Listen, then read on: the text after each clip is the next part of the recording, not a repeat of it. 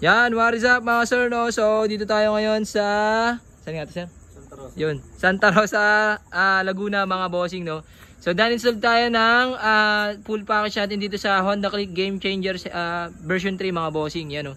Tapos, ininstall natin ng PIA horn with rapid horn setup. Tapos, ito yung rapid horn. Okay, ito pala yung original na PIA horn. Tapos, rapid horn setup. Tapos, tie switch version 3 mga bossing. Tapos, underglow lights na shifting, titanium mga bossing, yan, no? Okay, yan, odometer.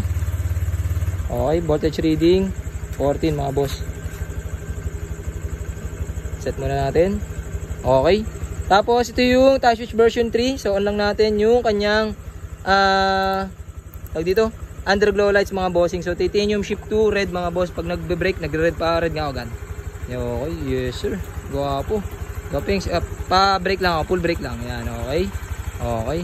Yes sir. Tapos, pag nagpa-install ng full package mga bossing, meron ng hazard. Okay, ito yung hazard. Tapos dito naman yung passing light. Yan yung passing light, parang blinker mga bossing pag may kiraan kayo. Yan.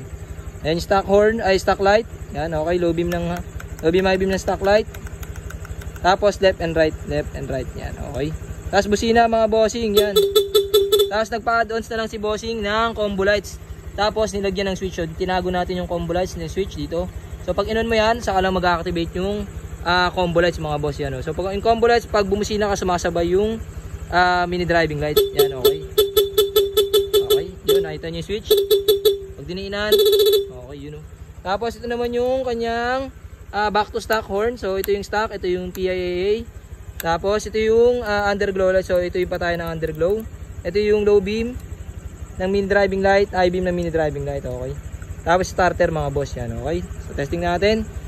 Dual horn setup muna. So pag naka-off, okay, off muna natin yung combo lights sa baba.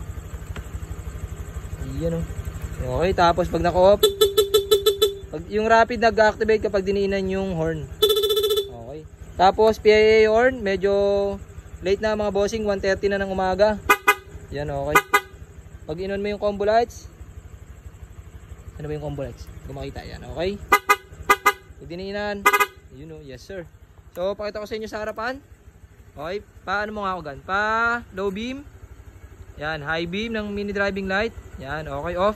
So, ito yung function ng passing light mga bossing. Passing light nga gan pag naka-off. Yan, okay. Pag naka low beam, passing yan, okay, yes sir. So, low beam, high beam ng stock na headlight. Yan. Yan, okay. Hazard nga boy. Yan. You know, thank you. Tapos, dual horn setup. Dual horn setup na stock muna. Okay, pa-off ako ng combo lights. Yun o, tagal ni Regan. Yan, okay. Regan works. Okay, PIA horn. Yan. Okay, okay, yes sir, thank you. Tapos, underglow lights mga bossing, no. So, may underglow nga boy. Yan.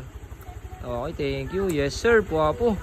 Tapos, okay na mga bossing, no. So, yun yung full package natin dito sa mga Honda Click Game Changer mga sir, no, sa version 3. Pa-underglow lang ako gan. Yan, okay. So, sa lahat ng gusto magpa-install, PM nyo lang po si Motorific Garage. Yes sir.